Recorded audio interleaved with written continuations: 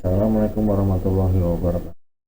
Perkenalkan, nama saya Sarul Iman Cahyono dari kelas MJ 408 dengan nomor induk mahasiswa 230201131. Konflik dalam perusahaan dapat muncul dari berbagai faktor, termasuk perbedaan tujuan, komunikasi yang buruk, persaingan antar karyawan, dan perbedaan gaya kepemimpinan.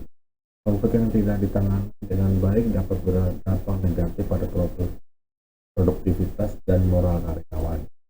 Berikut adalah beberapa penyebab konflik dalam perusahaan. Perbedaan tujuan dan kepentingan, komunikasi yang buruk, persaingan antar karyawan, gaya kepemimpinan yang berbeda, tidak jelasan peran dan tanggung jawab, perbedaan nilai dan kepribadian, dengan pekerjaan dan sukses. Penting untuk diingat bahwa konflik adalah bagian alami dari dinamika organisasi. Namun dengan memahami penyebab konflik dan menerapkan strategi manajemen konflik yang tepat, perusahaan dapat meminimalkan dampak negatifnya dan bahkan memanfaatkan konflik untuk mendorong inovasi dan perbaikan.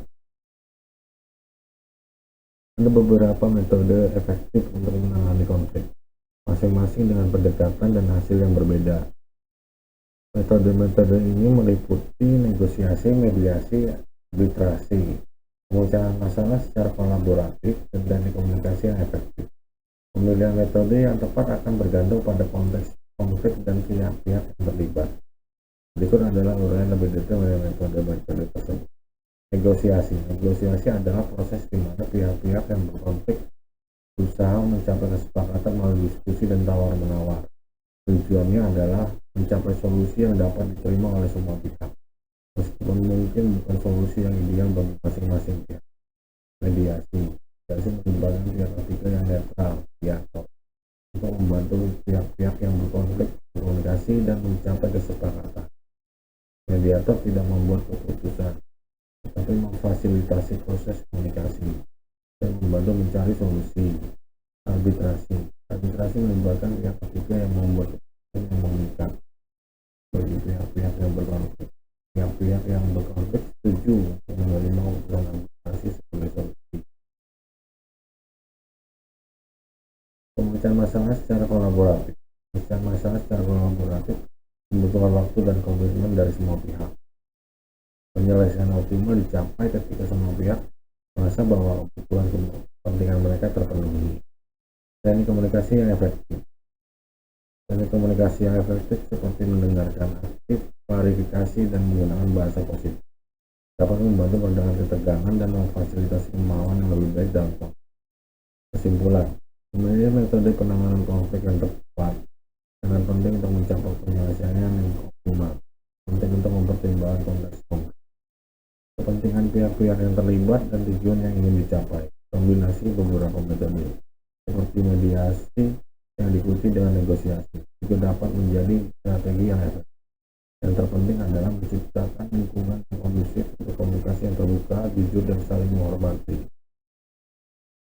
Komunikasi yang efektif dalam organisasi sangatlah penting karena berperan dalam meningkatkan produktivitas, mengurangi konflik, memperkuat hubungan antara anggota tim, dan memastikan tercapainya tujuan organisasi.